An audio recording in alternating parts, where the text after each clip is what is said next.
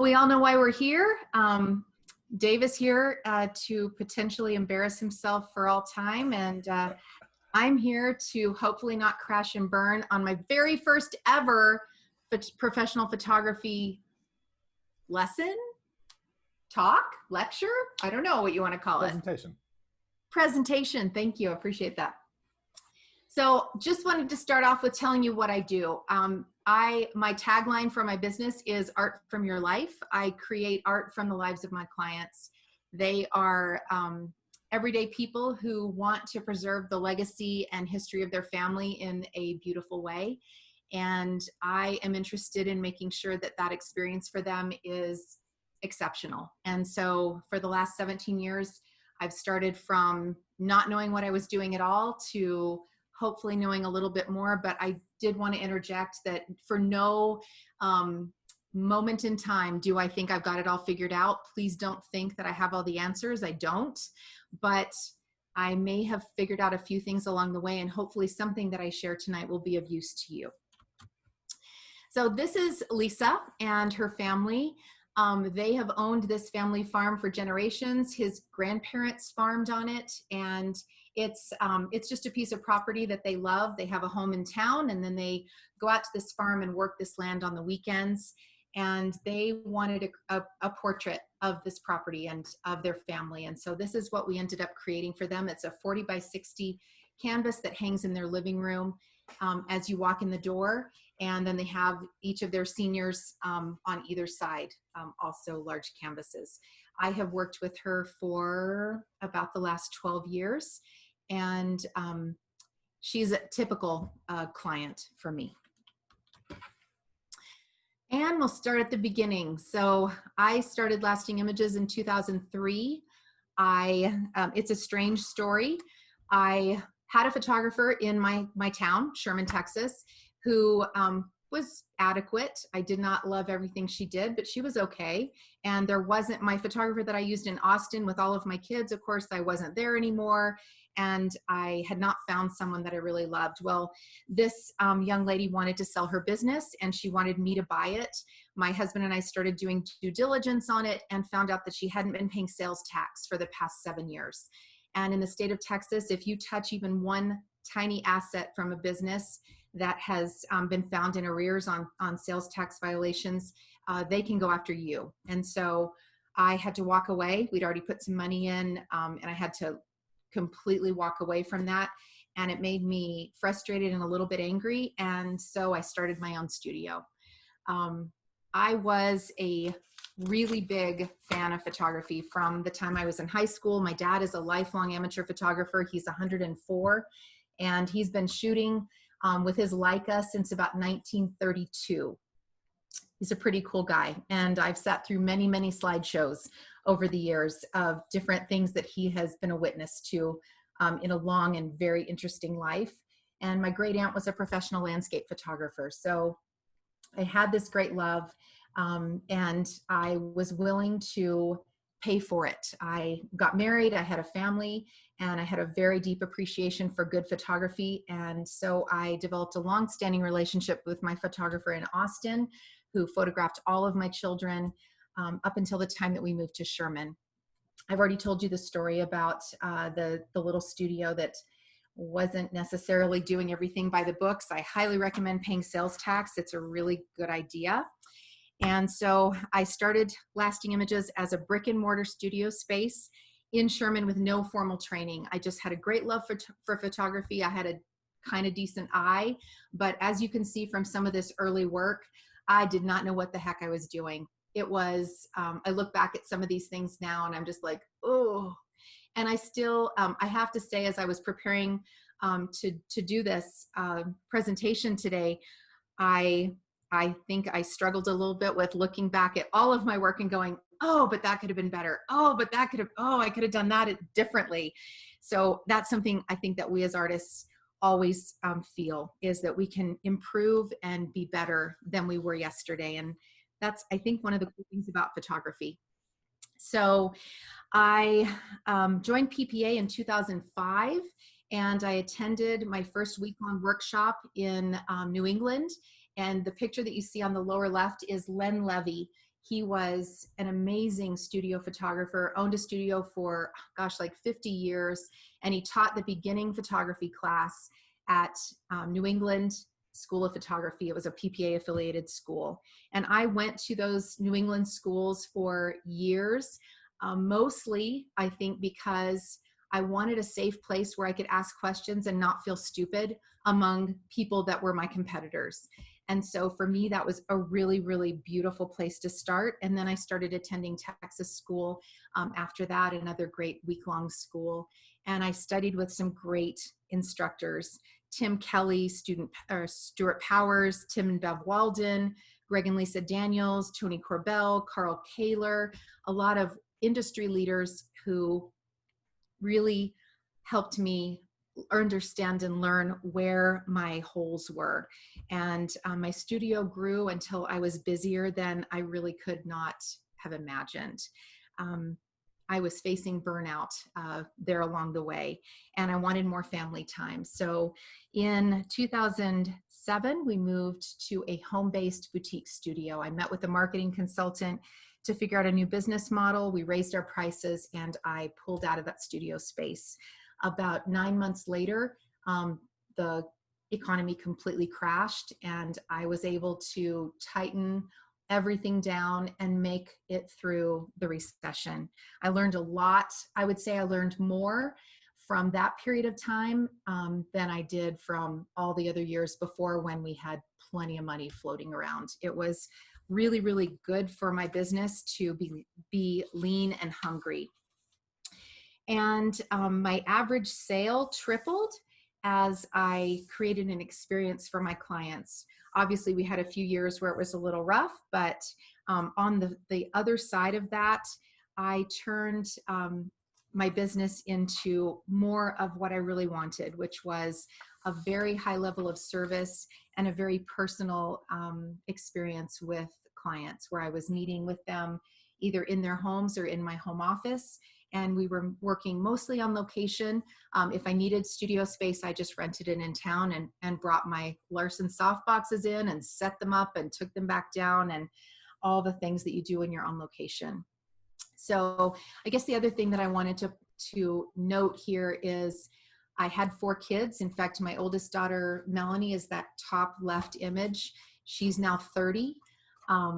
And I had kids ranging in age from 4 to 12. My husband is an IT consultant. He was traveling full time and still does for most of the last 17 years. So when I tell you that I was a lot of times on my own, I was on my own.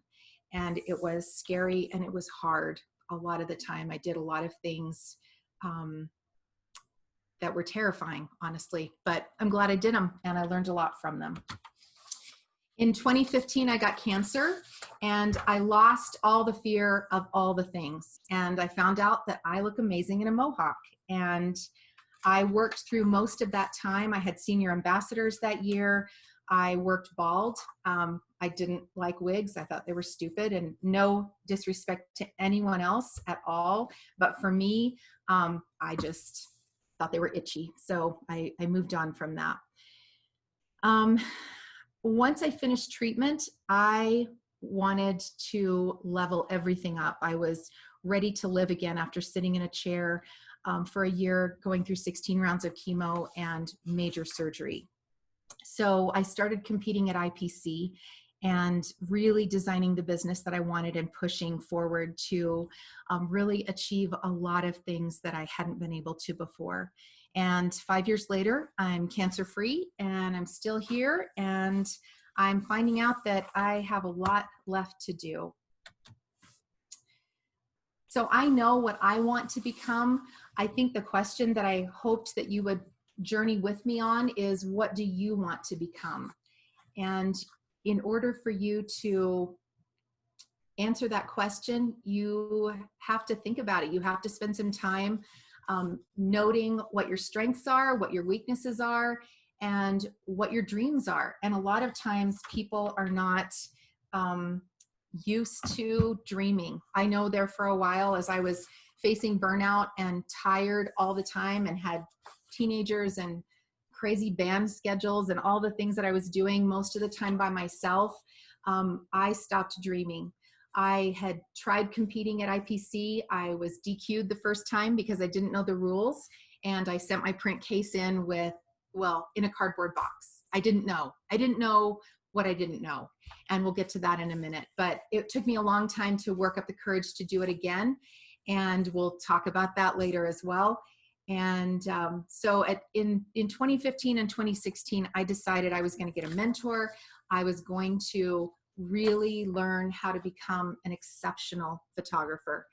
And I'm not there yet. I am fully aware of that, but I want to be there. And so that's what I want to become. I want to be amazing at what I do. And I want to do it for the rest of my life until I drop dead. So that's what I want. What do you want?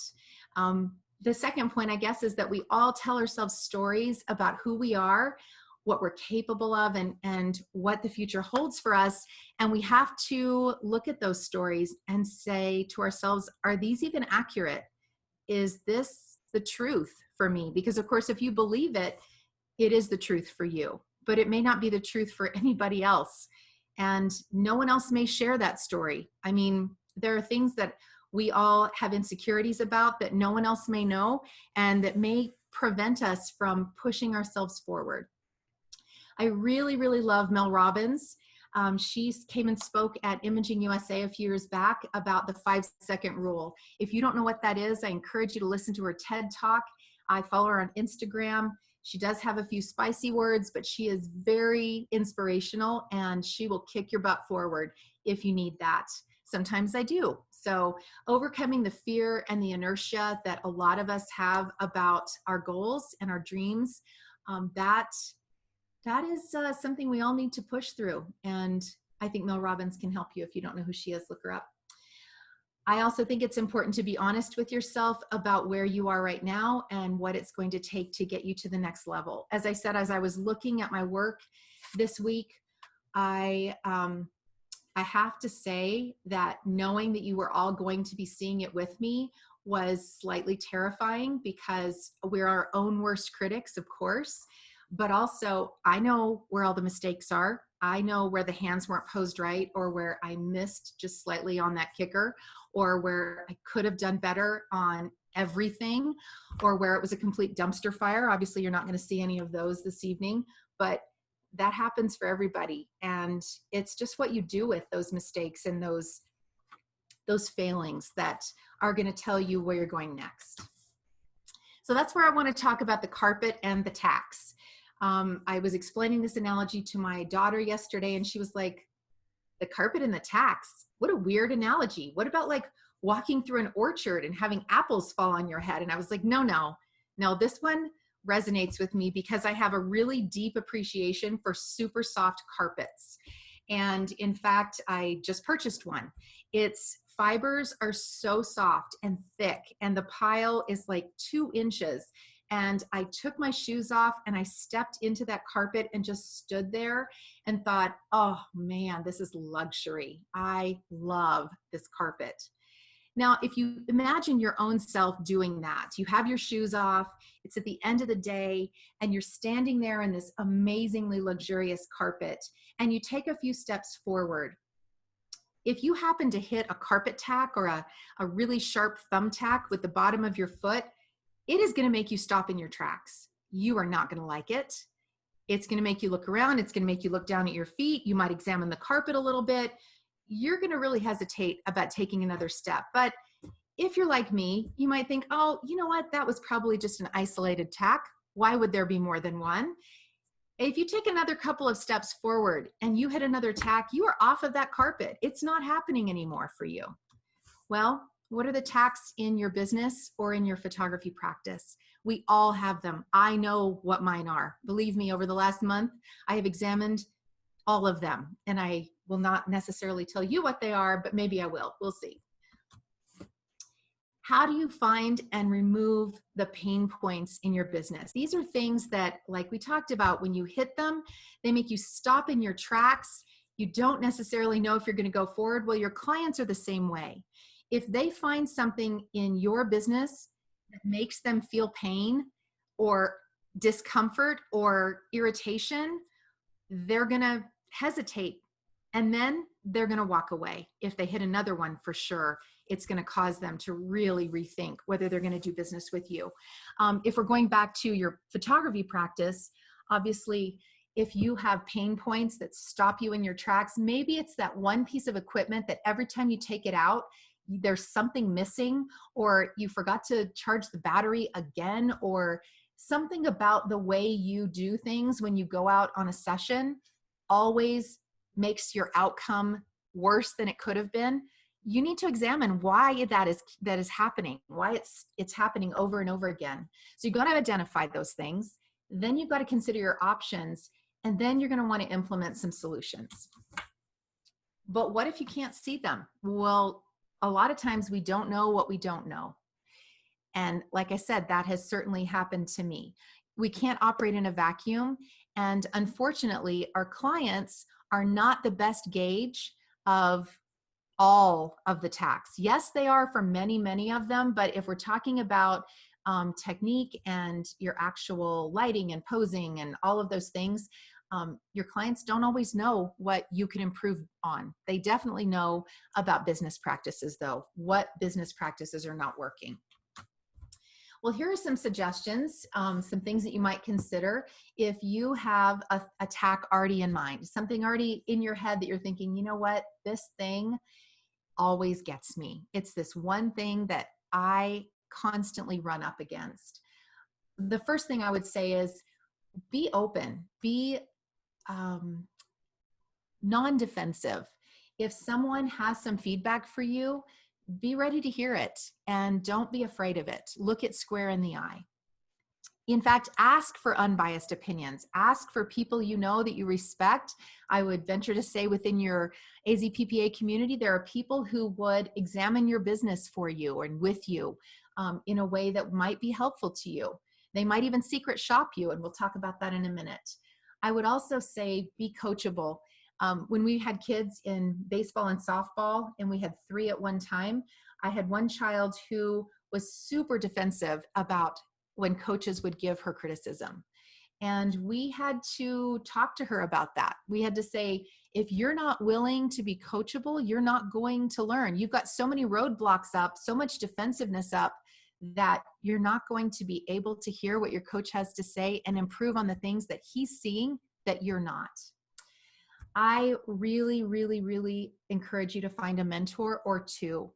I have 2. I've had 2 in the past, and I went a long time without a mentor. I know we talked about this at Print Critique. I think I mentioned it in some of the emails that we sent out, that having a mentor was one of the most important things I did to help myself become better. My mentors are honest, sometimes slightly brutally so, and I asked them for that. I certainly have no time for a powder puff critique. I don't need that. That's not going to help me. And so I need someone who's going to say, nope, that image sucks. Let it go. I know it's your baby. I know it's your darling. I know you spent 19,000 hours on it, but it's not good enough. You need to let it go. I need someone to say that to me, because I don't always see what I don't see. I really like mastermind groups. I think they're very cool.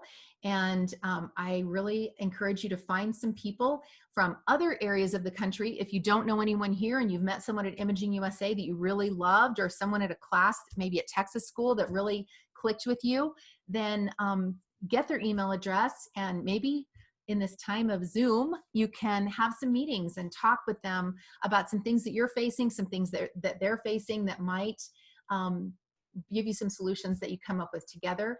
And then you're not necessarily, showing all that to your competitors, which I know is one of those things that we're all a little bit scared of. I firmly recommend you being an active part of your local PPA guild. I spent a lot of years not doing that because I had so many kids at home, and my husband was gone, and my guild was an hour away. Well, my guild is even farther away now, but I could not do it without you guys. I have really, really had so many amazing experiences, so many opportunities to learn and grow. I mean, this year I got to shoot out with Tim Myers. it was terrifying, but I got the opportunity and I pushed through the fear. And on the other side of that, I felt like $1,000,000. I felt like I can do hard things, really hard things, scary things. I'm ready. I'm doing it. I also would encourage you to study your craft. I mean, obviously there's a ton of content online. Thank you to AZPPA board for adding some content that we've created this year with all of our Zoom recorded stuff that we can put on and you can go back and listen to later. I loved the Monica Sigmund presentation that we had earlier this year. It was so worthwhile. I took tons of notes, but there are also many things that I'd like to hear her say again. And so I'm really grateful that, that we have that opportunity to go back and hear some of those things again. But there are lots of other places where you can get really amazing craft content and seek those out. I would highly recommend setting aside 2 hours a week to focus on removing the tax in your business and refining your practice. I call it a practice like yoga because photography is one of those things that you're never going to get so good at that you never need to be better. And that's one of the things I really like about it. So here are some things, since nobody emailed me about what their tax were, I had to think about some of mine and some of the ones that I've noticed in other people's businesses. So we're going to go through all of these. And I hesitated to make these sound so negative, and I just want you to know that many of these are things I have struggled with in the past or am working on right now, or as I said, that I've seen in other people's businesses, but they're all things that we can change and let go of and get better at, every single one of these. So the first one is having a desperation mindset and limiting beliefs. Well, I have to say right now, with the pandemic and all of the things that are going on, oh, it's a lot. I mean, we all have a lot going on, just trying to keep our heads above water in general, not to mention the fact that we're having this huge spike in Arizona right now. But it's really important for you to not let that thought process spiral you down into a bad place, a place of a desperation mindset. When we come from a place of desperation, we make decisions that are not sound a lot of the time, and we give off this energy to other people that repels them. I'm not quite sure how it works. I'm not a guru or well-versed in all of that, but I've seen it happen a lot, and I've had it happen to me. My husband has been out of work at different times. He is an independent consultant, and so there are times when his contract would end while we had the studio, and I was the main breadwinner.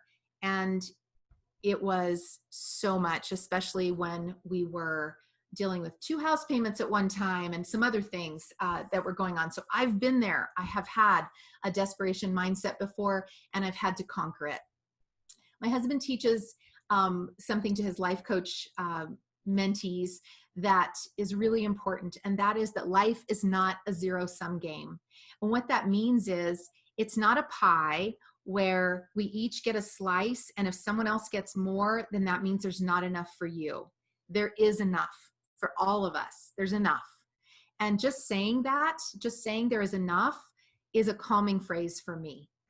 I started meditating a year or so ago, and that has really helped me a lot. Meditation and deep breathing actually calm your real body, like your parasympathetic nervous system, and they allow your creativity to come forward. And I've seen that happen. I believe in it, and it's really been helpful for me. I also believe in planning ahead and thinking ahead. Bad things do happen, and most of them you can plan for. So what are your backups and strategies? One of the things that we started doing years back was every time I made a deposit, 30% of that went into savings, 10% of that was for equipment, 10% of that was for sales tax and other incidental taxes, and the other 10% was for just savings, long-term savings for emergencies. That was a strategy that we put into place so that we had some money in case something bad happened. I think that as we have those strategies, we can push ourselves through that desperation mindset.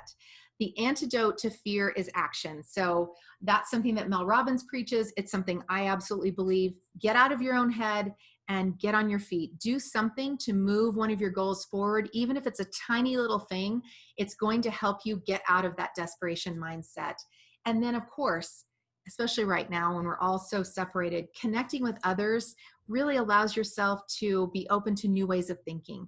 I know a lot of times if I have a problem and it's spinning around in my head and I'm not talking to anyone about it, the minute I sit down with a good friend or with a family member that I can trust and open up to, I'm going to get new ways of looking at it. And sometimes those problems that I thought were so huge aren't even that big. Then we're going to move on to limiting beliefs. If you believe it, then it's true for you. And these are some limiting beliefs that many people carry within them. A lot of these things are things that we learned as kids, and then we go through life looking for evidence that these things are true. I've certainly struggled with some of these. I know when I moved here, I raised my prices significantly from where they were in Sherman, Texas, and I had a couple of clients call me and challenge my pricing. We'll talk a little bit more about that later. But I had limiting beliefs. My mom said to me, honey, no one's going to pay that here. And I had to say to her, you do you, and I'm going to worry about my business. And I had to push through that limiting belief that she was carrying, but that also she was trying to lay on me that I didn't want to absorb and believe. So here are some ways that you can release those limiting beliefs. You can write them down, you can identify what they are, and then you can acknowledge that they're beliefs, not truths. You can decide on new beliefs that will serve you better, things that are going to get you to where your goals are. And you can make decisions as if that new belief is already true. So take some action, decide a little step that's going to get you closer to that new truth that you've decided for yourself, and then move toward your goals. All right.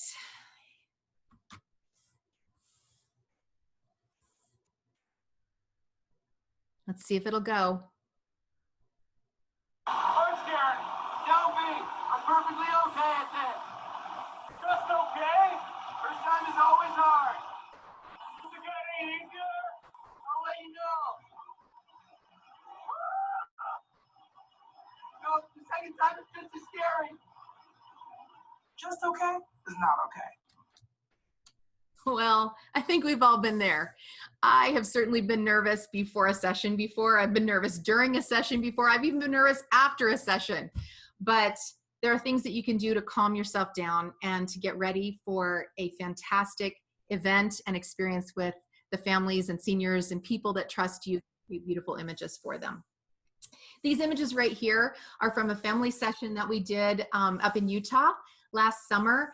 And mom and dad worked so hard to get these kids ready to go. I mean, we've got fake mustaches, we had balloons, we had sunglasses. Mom and dad were flossing and doing all kinds of crazy dancing to get these kids to smile.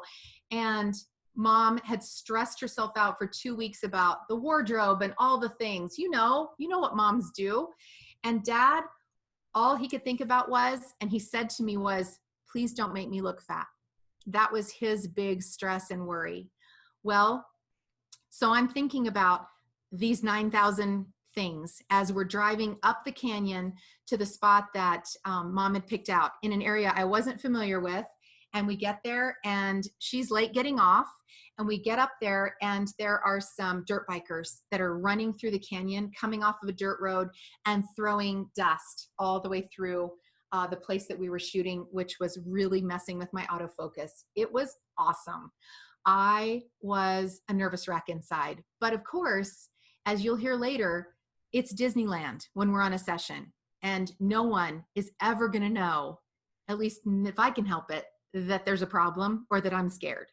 So we made it through and we got some beautiful images, but I definitely used some of these strategies. First of all, the importance of a portrait consultation. Now, this was a friend of mine, and so, when you work with a friend, things get a little more loosey-goosey than they would with a real client. I'm putting that in air quotes. And so the portrait consultation that we did over the phone was a little less thorough on my end than it should have been. And that was one of the reasons that I was so stressed when we got up there. So I do portrait consultations with every one of my clients, and they're super important. I want to know from them, why are we doing the portrait? I want to convey an artist commission feeling. I want to define the scope of work. I want to know if we're doing a horizontal or vertical wall portrait. I want to know how big. I want to know what you're wearing, what furniture I need to bring, what special concerns you have. I want to know what your favorite music is, and if it's anybody's birthday, because I'm bringing cupcakes if it is. And then I'm going to write it all down. Also, everybody's names, obviously, because I have definitely had a memory loss since I had cancer. And so I write everybody's names on a Post-it note, take a picture of it, and keep it in my phone. And then I try and use those names over and over again, just to make sure that I don't forget them, because people love hearing their own name, and it helps them know that you are paying attention and that this is important to you. Vanessa Van Edwards spoke at Imaging USA this last year. Her book is called Captivate.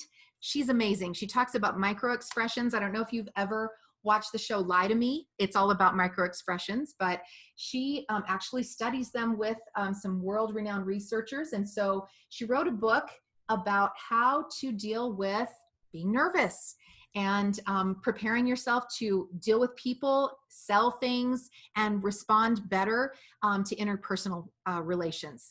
So one of the things she said was, your body can't really tell the difference between nervous and excited, but your brain sure can. If you keep telling yourself that you're nervous, it's going to cause a whole lot of other things to happen.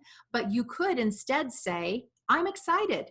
In fact, they did some research that showed that saying I am excited to yourself before you did a public speaking event helped you not be scared, helped you feel more confident.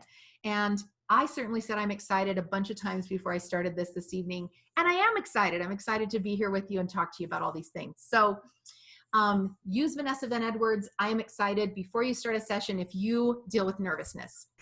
One of the things that I do that's really helpful is to get all of my equipment out the day before, check it all, make sure everything is in order, and plan ahead and make sure I have a checklist. Especially when I was doing weddings, I always had a wedding checklist, because you may think that you know all the things you're supposed to bring, but there may be something special that you were supposed to bring for this one session that you need to jot down.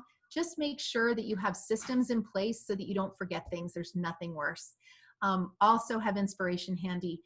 I don't know about you, but my brain goes completely blank when I'm nervous or excited sometimes. And so just having inspiration on your phone can calm you down and help you move forward into the session. And then from there, you can, rely on that muscle memory to help you get going.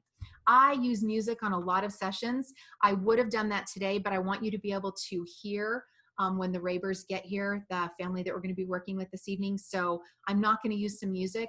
I'm also kind of a goofball, so I will laugh, and we do weird, funny things to get our clients to relax, and so they stop thinking so much about themselves, get out of their own heads, and just have fun. It's really important for you to have confidence in your own business. I talked earlier about having clients challenge pricing, and that's one of those things that's really uncomfortable. It's something that you will have to do. We'll have to defend or to stand up with at some point in your business. One of the things that helped me was knowing the cost of goods of the things that I produced, and that included my time. And I always say to myself, I'm not running a charity. I'm running a business, and this business is going to create experiences and opportunities for me and for my family. So I'm not going to do this for free. In fact, it's not worth it to me if I can't make a decent living at what I do. So you definitely want to create and convey value to your clients. One of the ways that we do this is by constantly expanding our knowledge base, keeping our equipment upgraded, providing an elevated experience for our clients. And I talk to them about the things that I'm doing that help me be better. I let them know that being on a road of continuous improvement is really important to me. I talk about the school that I just attended, the teacher that was amazing, the scholarship that I won to West Coast School that was supposed to be this year with Tim Meyer. Very sad, but I'll be going next year, hopefully. The inspiration trip that I took to the Art Museum, the National Gallery in Washington, D.C., and how I spent the whole day walking from gallery to gallery, looking and being inspired by masters who have worked in mediums and ideas and inspirations that I had never thought of before. So much cool content that I came back and tried to infuse into my business. And the new cool things that you're doing at sessions. And I put a lot of that on social media, not lately though. And I have to just be completely honest with you. I haven't felt like putting anything on social media since this all started. I'm not exactly sure why, but I've been pretty quiet on there. I think probably because so many people are suffering in the world that it seems very shallow to me, myself, my own opinion. Does not extend to anyone else, obviously, don't want to offend anyone, but it just seems like I have nothing important to say right now. And so I would rather just be quiet. And since the pandemic started and just different things that have rolled out over the past few months, I guess I'm just taking it all in and thinking about it and waiting till later to splash out whatever cool inspiration I have. If you're selling to an upscale clientele like I do, I can't really run to the grocery store in yoga pants anymore because everyone sees me. Like I'm always run into someone I know, and it's just not a great look. So I have to be slightly cognizant or more cognizant of the things that I do to make sure that they support the pricing structure and the business practices and the experiences that I'm selling, that my brand says I am, because I am my brand. I'm the only employee at my studio. I represent everything about it. So the things that I do, the ways that I communicate with other people, even when I'm not working, everything about who I am has to support what the studio does, I guess. And I've always been kind of intentional about that. Thanks, Dave. I think it's really important to present your pricing with confidence and openness. And that's something that took me a little bit. Back when I was retouching 600 to 800 4x6s every year and cursing people's names that ordered all those 4x6s because each one of them was different, I knew that there was a better way and that I wanted to do something bigger, definitely something bigger. I wanted to have wall portraits. I wanted to stop corner rounding and foil stamping all those proofs. Because I started in film and I started with paper proofs and all the things, all the stuff we did back then, I saw something more that I wanted to be. And so I raised my prices, got a lot of pushback, lost a lot of clients, but knew that it was the right place to be. And so I took a deep breath and I presented it with confidence and openness. I explained that this is what I needed to do to keep my business moving forward, that all of my costs had gone up, that all the things that were important to me about the experience that I was providing for my clients cost money, and that, again, I'm not running a charity. So you can't be both Burger King and Cafe Monarch at the same time. You have to decide who you are, where you're positioned in the food chain, and you have to be okay in that space. And then you have to just live there and be confident in it. So one of the things I did at the beginning for sure was to role play those pricing objections. And that was something that helped me a lot. It helped me move forward and be able to handle that in person with people. Using words like usually, normally, and most people let your clients know what you would like them to do. And so that's another little tip that I would pass on. And then we're talking about policies. Having confidence in your business means making some rules and some framework for your business to live in. Cancellation policies, outside photography during a session policies, prepayment, all of those things are things that are going to help you have a framework that is going to allow your business to thrive and survive. Payment and session policies protect you and your client. It also helps your client relax because they see that you're a real business with real things going on that they can count on as well as you. And it also helps everyone to be on the same page. I will have to say that every time I made an exception to my policies, every single time, it was a disaster. So highly recommend you making policies and then actually following them. So now we're going to talk about inconsistent work. If you're consistent, then your clients know what to expect. So when we do those family consultations, those portrait consultations, we create a mood and a mood board. We talk about the family culture and their style.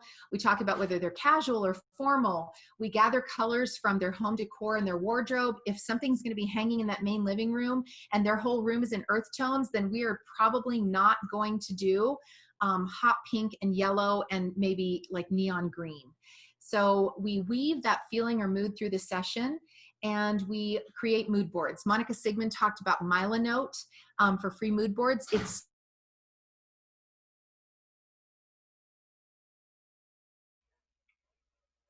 Anne-Marie? I think we've momentarily lost. super cool. I highly recommend you checking that out. Are you there? Dave? I'm here. Okay. But you lose everyone else? I don't know if it was me or you, but you're back now. Okay, awesome. Where did you lose me? Right after the Mila note from Monica Sigmund. Oh, yeah. Okay, yeah. So it's a great place for you to gather ideas and clothing suggestions and work on making a cohesive session happen with your client. They can add things, you can add things. It's a very cool collaborative way to make sure that, again, you and your client are on the same page as far as the mood and style of your portrait. I also give my client store ideas. I give them exact clothing pieces to look for. And in some cases, I send them to a personal shopper or I shop with them myself. Macy's and Nordstrom both have personal shopping services that are free. And this last year, I went shopping with my client a couple of different times. Obviously not possible right now, but you can do it online. Get your crap together, like literally. Just make sure that you know where everything is, that you have backups, and that you are buying dependable equipment that you know how to use. Sometimes things break. Sometimes you have to call someone and say, this light isn't talking to this light, and I've done everything I can think of, and I've Googled it. But usually there's a solution, and there's someone there who can help you. Just make sure you're not doing that on the way to a session. I am just as guilty as anyone else is of being a little bit of a gear junkie, but it really doesn't take a lot to do the job well.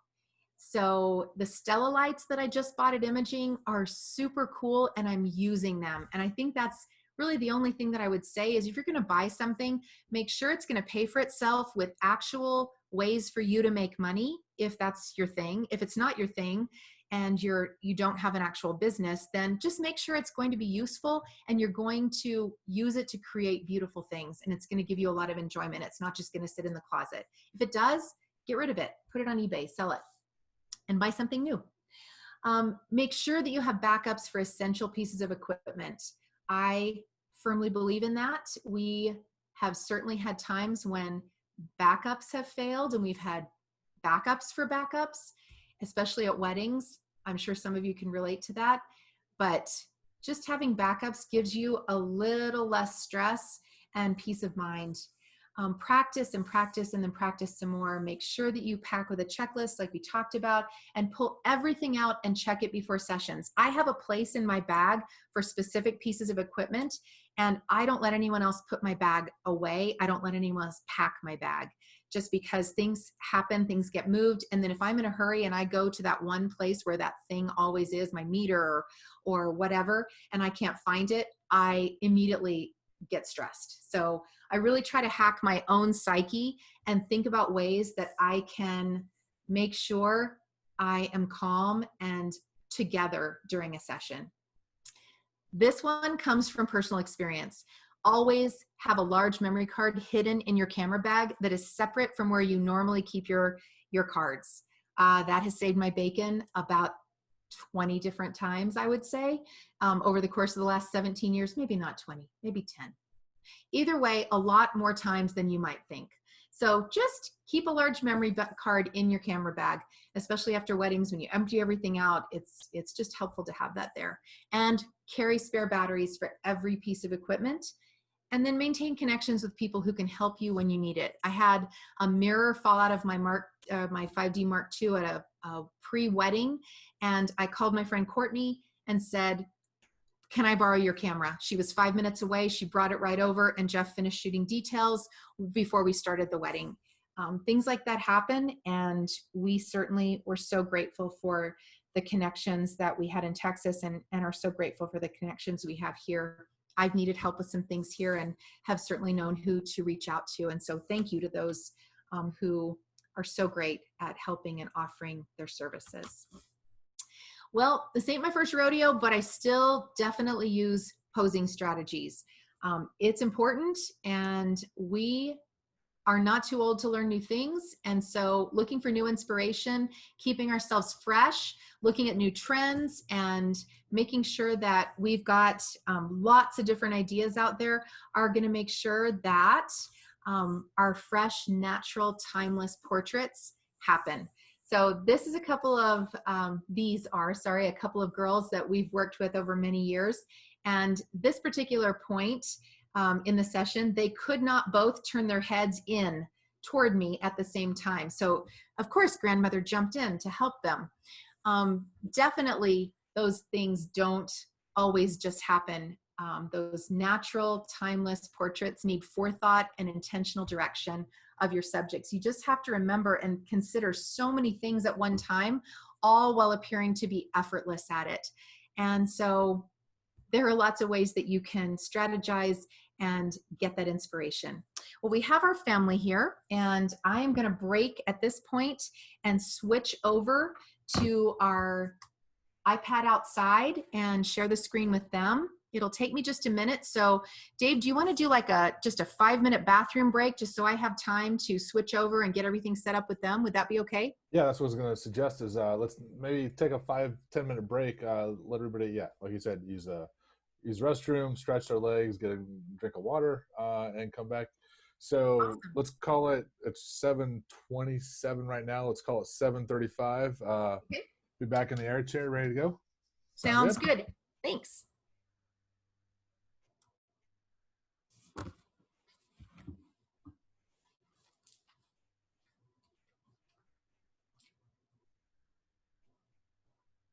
I'm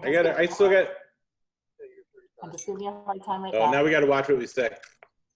Yep, we're here. All right, you guys, go ahead and step in.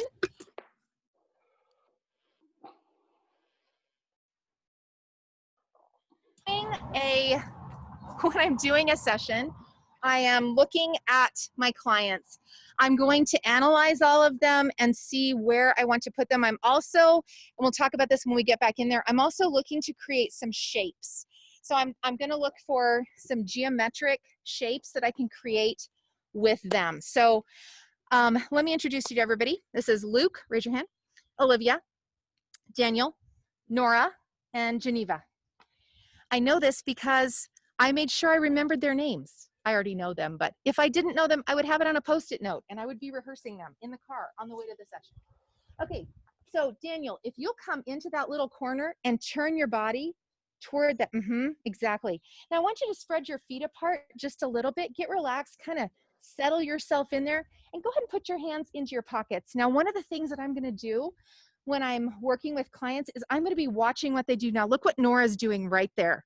I love it, and I'm gonna have her do that in the portrait. That's so perfect and beautiful, and it's super Nora. Like, that's something I would totally see her do. Okay, so Nora, you're gonna do that. Just hop closer to that low rock. And then just do that again. Now just hold that for the next 20 minutes, Nora, okay? No big deal, right? Right, she's like, yes, I can totally do that. All right, perfect. So, Olivia, I'm gonna have you sit on that front rock, in front of Daniel. Now, one of the things I'm going to be cognizant of is I've got a large group of people here. I want to make sure that my camera is set at a high enough f-stop aperture so that I get in focus eyes all the way through to the back of the group. I'm also going to be focusing 2/3 of the way in so that everybody's in focus. And I usually shoot a group this size at f8, okay, or bigger. So go ahead and turn your body this way. Yeah, exactly. And I'm going to have you extend your legs out just a little bit. So go ahead and spread your, exactly. Keep your knees together if you would. And then take that front foot and just pull it back to the rock. Okay, just pull, keep going with that. Perfect. I love it. Now, when we're posing hands, hands are the worst, aren't they? Hands, you're going to want to make sure are not pointed straight at the camera. So you're going to want to pose them like this so I can see the sides of your hands rather than the backs or the fingers like this. So just lay them on your knee and just relax. Yeah, you're good. Perfect. I love what you're doing. Go do it in the middle. So I really do watch my clients. I want to make sure that what we're going to show of them is going to be natural. So Luke, I want you to turn back toward Daniel if you would. Turn your body all the way around and stick your foot in as close to that rock as you can. Get on in there. And then turn back to me. Yep, turn back to me. Exactly. Just keep it all right there. Geneva, you're going to be right in the middle on that rock, that top rock. Slide on in there, girl. Exactly. Bring one of your feet up to that. Good. I'm always cognizant too that I'm not going to be shooting into open legs. That's important. So I'm going to make sure Geneva turns her body this way a little bit more. And Geneva, I'm going to have you lean forward a little bit. Yes, exactly. Perfect. All right, Nora, how you doing? She's like, I'm rocking and rolling right here. So I'm going to have you do a few this way, Nora, and then I'm going to have you sit and snuggle up next to Geneva, okay? Does that sound cool? All right. Luke, I'm going to have you get closer to Nora. So I've loosely put them in where I want them to go, and then I'm going to start tightening this up. So Luke, I think what's going to feel natural to me is if you just put your foot up on that rock by Geneva. Exactly. Yes, I love that. So come in closer and further. Yes, right in there. I'm looking at gaps and I'm wanting to fill those spaces. Okay, perfect. Now, Daniel, I'm going to move you in just a little bit closer there. Exactly. Perfect. And Luke, I'm going to have you come in just a little bit closer too. Now, both of you boys in the back, I'm going to have you bend at the waist just a little bit. Keep coming a little bit more. Right there. Nora, one of the things that I teach when I'm teaching students is to not have hands at the same level or shoulders at the same level. So if you notice, everybody's kind of got a little bit of a lean to them. So exactly, Nora, I think you got it. Perfect. Okay, Mom, what do you think? So that's something else I always do. I'm always going to check with Mom before I start shooting this, this pose, because if she hates it, what is the point of me continuing? I'm also going to stop a few frames in and make sure that everybody's happy with their hair, especially seniors. I might think their hair looks perfect. They might think there's something weird going on with their bangs that I have no knowledge of. And I'm going to want to catch that before we go on too far, right? You know what? You're absolutely right. One of the things we notice on seniors a lot is hair ties on their wrists. And if they don't take them off, then you get to Photoshop them off, sometimes for Mom. So 100%. Okay, Geneva, there's one piece of hair right up here. If you want to just smooth it down. Perfect. Love it. Okay. All right. I love that. That looks good. Looks good. All right, everybody, look at me. What's going on? Are we good? Excellent. Just keep it right there. I love it. And let's bring this. One of the things too that I'm going to do is make sure that my camera is at the right level for the subject that I'm shooting. The right height. Okay. All right, you guys. You look amazing. Now all I need is award-winning smiles, because this is gonna make me $1 million today, I promise. Yes, woo, I love it. Did I just scream in 35 people's ears? I think I might have. Ouch. That might have been a thing that I did. Yes. All right, so I've taken my first shot. I feel like that light is a little bit high. Let me just go ahead and bring it down just a little bit. And kicker as well. Okay, one more time, people. You're looking amazing. Everybody say yes. I heard nothing. I heard 0 things. I love it. Oh, you told them not to talk? Thanks, Mom. That's helpful. I love it. Good. Oh my gosh, Geneva, supermodel hair just happened. It was like blowing in the wind. You're like, I'm a rock star. Just go along with me. Just be there for me. Awesome, you guys. Look amazing. Yes. Keep it up. Nora's like, I am dying here. You look great, sweetie. Excellent. Okay, Nora, have a seat down there. Olivia, I'm going to have you turn so that your back is leaning into Geneva. Geneva, if you would put your arm around her at the waist, but don't let me see the fingers. No weird mystery fingers there. Yeah, exactly. And go ahead and cross your legs. You're great. Geneva, cross your legs at the knee. Olivia, I like them at the ankle. That's awesome. Go ahead and pull it up onto the rock. Yeah, pull it up. That's actually really cute. Yeah, do that. I like it. We'll do it for a minute. Nora, I want you to snuggle into Geneva with your back right in there and lean up on that leg if you would. Jeff, I think she's not tall enough.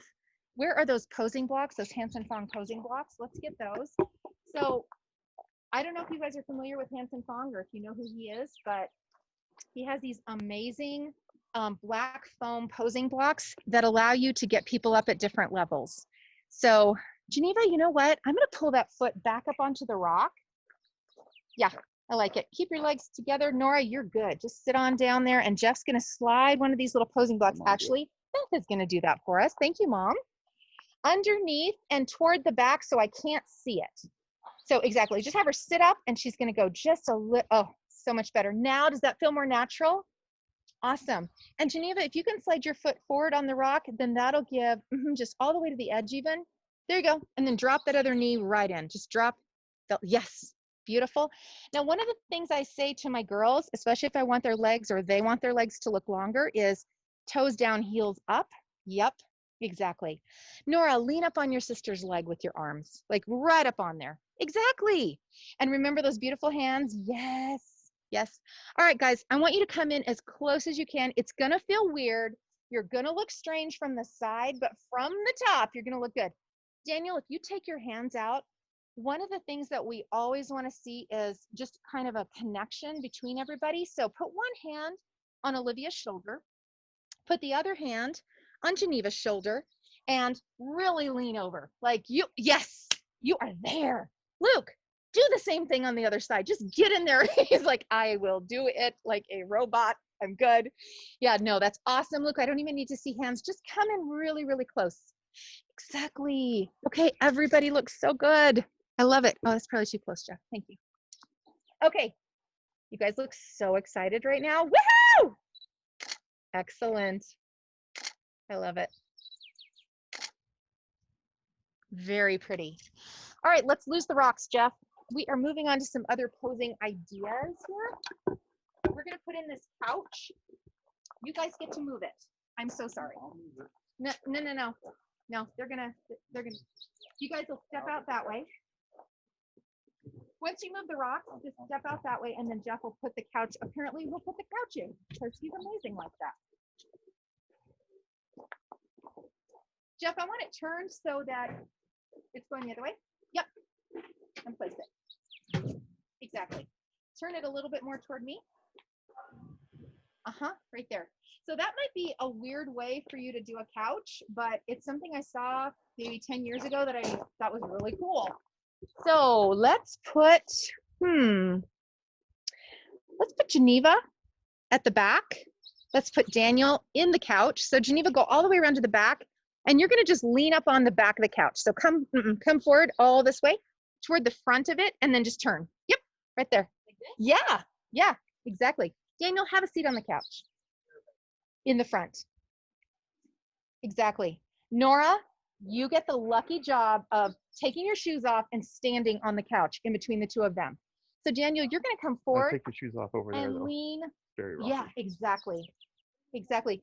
You should take them off and let Luke carry you to the couch. How about that? I have good ideas sometimes. Awesome. Let's take that posing block. Olivia, I'm gonna have you sit in between Daniel's legs a little bit. So Daniel, spread your feet apart, just kind of, yeah. Give some room to Olivia. She's gonna grab that posing block and just sit on the ground. It's right over here, sweetie. Do you see it? Okay. Oh, I love big brothers. They're the best. All right, Nora, you got this. Excellent. Come in close. I love that. All right, girlie, I want you to just sit on the back of the couch. Just get comfy right there. Exactly. I love it. Luke, guess where you're going? Right in that gap right there. How many lights you're using? On the couch. So I am using 2 lights. I'm using a main light that is an AD600. It's a Godox light. You're actually going to have a knee in the couch. So you're going to be standing like with one knee. Okay. So stand up and put a knee in the couch so you're taller. Yes, you got it. And then I've got an AD200 kicker on the other side, opposite side of the main. Okay, I love it. Yes. Yeah, go ahead and lean on his back like that. I actually really like that, you guys. That's awesome. Oh, I love that. Okay, Olivia, I love what you're doing, but I'm gonna have you extend your legs out and drop that knee down. Yep, keep that one there. Push it out more and put your back leg further out. Exactly, now drop that knee to the other one. Nope, bend your knee and then fold it down. This way. Mom, can you help her? Okay, take that top foot and lay it over the top of the other one. This is where it gets tricky. Yes, beautiful. Now extend your legs out just a little bit more. Oh yeah, you got it. Point your toes, you're good. Keep going just a little, oh, so close. Yes, woo! You got it, girl. I love it. Excellent. Your foot is hiding that black posing block, so that's fantastic. And Olivia, just go ahead and let your arm just run down your leg just a little bit more. Yeah, perfect, you guys. Just hide it. You're good. Nora, see that hand that's going toward me on the couch? Yep. Would you just kind of like do something with your thumb? Just kind of play with your thumb on your other hand. Just like this. Hold them together. Hold them together. Yes. Perfect. I love it. Okay. Everybody good? We're so close. Excellent. Now, Geneva, if you will just go ahead and cross your legs like this and put one hand on the couch and just lean on in, girl. There you go. Okay, everybody's good. Luke, come this way. Beautiful. You guys look amazing. Pull it back a little bit, please. Awesome, you guys. I love that. That looks so good. Everybody say, woohoo! Wow, that was so believable. I loved it. Yes. Where is it? This one? Yeah, Mom, if you would handle that, that would be amazing. Thank you. Just a little wardrobe. Thank you. Nora, will you pull your skirt just slightly up? Not crazy, just a little bit so it's not hooked up on your knees. Just a little bit higher. Perfect. Yes, that's good. Awesome. All right, people. Woohoo! So nice. Okay, we're good. Young people, it's time to move the couch, and then we're gonna do just one quick crazy thing. They're gonna move it, Jeff. Yep, just take it to the wall there. And if we'll grab these 2 stools, short people get the stools. Yes, yeah, just right up there in a line. If we need them, we'll see. Okay, guys, I just want you to get really close in together. We're gonna put Nora in the middle. She's gonna have shoes on here in a minute. If we need a stool, go ahead and sit Geneva and Daniel, I think. We're gonna put Luke in the middle, yeah. Perfect. Oh, you guys, I love it. Do that again. Super cute. Perfect. Okay, keep it kind of right there. Olivia, get on in there, right beside Geneva. Yep. Beautiful. Nora, go on the other side, right by Daniel. Beautiful. Daniel, go ahead and just put your arm around her. I love it. Just everybody lean in. Just give me some love. Oh, I love it. Chin down, Geneva, just a little bit. Right there. Yeah, that's so good. Everybody's, oh, you know what? Nora, just grab a piece of your skirt and just, yeah, just carefully. Yeah, exactly. And I'm seeing, Daniel, I'm seeing your fingers behind her, just pulling back. Nora, just bend your elbow just a little bit more. Just bend your elbow. Yes, right there. Woohoo! Oh, you guys look good. I'm feeling like Luke is a little bit crowded in there, so let's go ahead and give him some room in between Geneva and Olivia. So you keep leaning, Geneva. Olivia, step out just a little bit and let's put Luke right in there. So Luke, come around, slide right in there like a sandwich. You're gonna go right in between, just right in between there. Nope, turn your body. Yes, you got it. Exactly. Okay, go ahead and lean up on Geneva and spread your feet apart just a little bit so I can get you a little bit shorter. Keep going, like you're gonna go short, pretty short. Yeah, and then lean up on Geneva. Olivia, I want you to turn and just lean back on him. Turn your body all the way around. Turn your body all the way around. Lean back on him, fold your arms like you're in charge of something. You're in charge of this family, I knew it. Awesome, you guys. I love it. Okay, flip back around, hug Luke. We're almost done, you guys. Everybody hug the person next to you like you love them, like it's amazing. Chin down, Geneva, you're doing awesome right there. Bring your chin down just a little bit more. Oh, she's got it. Yes, my hair is rooted in place. I love it. Thanks, you guys. Awesome. Go have fun, play kick the can. I'll see you soon, maybe. Hopefully. We'll see. Okay, Geneva, are you ready? So if you'll take those stools off, Jeff's gonna put that couch back on. We're just gonna do super quick, couple of senior poses, and then we're gonna head back inside. Anne-Marie, how do we get a Jeff? How do you get a Jeff? Oh my Jeff. gosh, let me just say, it's probably impossible because he's 1 in a million. He really is. I want it right back where it was, but facing the usual way, yeah. Yes, perfect. All right, Geneva, are you ready? You wanna throw your shoes off? It might be easier. Okay. So families and seniors and head shops are probably the bulk of my business. And they're also the things that I like to do the best. So maybe that's why they're the bulk of my business. But Geneva was one of my seniors this year. She's heading off to college soon, right? Yes. Lovely neighborhood dog. Okay, Geneva, I'm actually gonna have you just kind of lean forward and turn your body that way just a little bit. Yeah.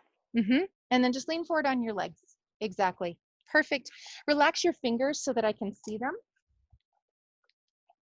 Still safely distant, but still a little bit closer for sure. Awesome. Perfect. Oh man, look at that hair. We just don't get better than this Arizona wind. Awesome. Go ahead and sit up on the edge of the couch on that left arm. Here? Put your feet up in the couch. Yeah, just go ahead and get in there. If it feels like it's gonna tip over, I'm gonna need you to jump forward, right? Yes. Yeah, she's like, I got this. Geneva, go ahead and bring that front foot down to the ground if you can reach it. Yep, or down there, yeah. Perfect, beautiful, I love it. That hand, just turn your fingers, beautiful. The other one, just go ahead and play with your hair. Just give me something going on there. And this hair that's on this shoulder, go ahead and flip it back, if you would. Thank you, beautiful. Now I'd like you to laugh at Jeff, please. He's used to it. Excellent. And bring your fingers in just a little bit more, perfect. Chin down, beautiful. All right, let's do one last thing. Let's see, I am gonna have you just go ahead and lay down on the couch if you would. Stomach, and you're gonna have your feet pointed back toward that kicker, so sorry about that. I should have told you that before you started. Yep, exactly. Exactly, go ahead and cross at the ankle. Beautiful. Throw all your hair over to your other shoulder if you would, that's gorgeous. Love it. Just keep it all right there. Now, obviously, I'm in my front yard. We are very limited on what we can do today. These are very rudimentary poses. I'm not getting her feet in them. Go ahead and lean your feet back, Geneva. They're not going to be in this one. Yeah, exactly. Perfect. All right, girl, you are done. Thank you. Okay. Guys, I'm just going to stop sharing here and we'll head back into the house and talk a little bit more about posing. Graver family, thank you so much. I really appreciate it. You guys rock.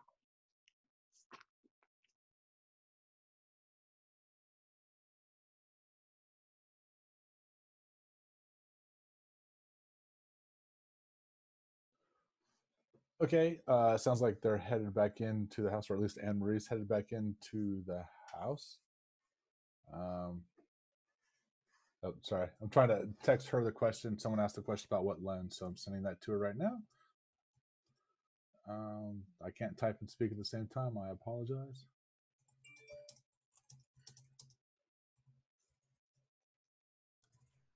Wow, 44 chats. Anybody got any questions?